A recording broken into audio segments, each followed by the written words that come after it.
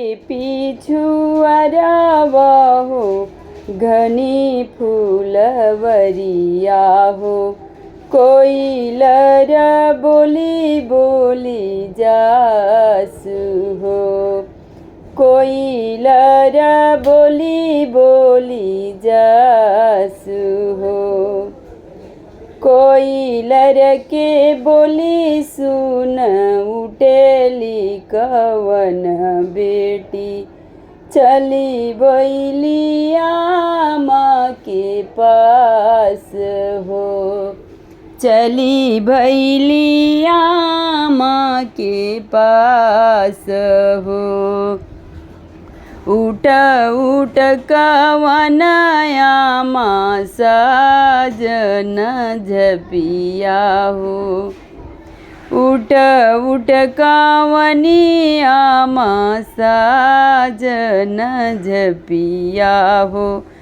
साजन अइले दुआर हो, साजन अइले दुआर हो।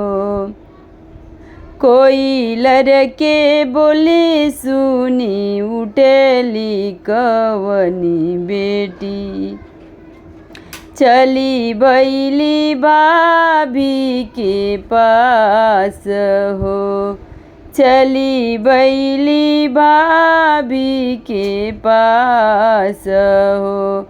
उठना कवन भाभी डालना खोइछवा, उठना कवन भाभी भरना खोइछवा हो।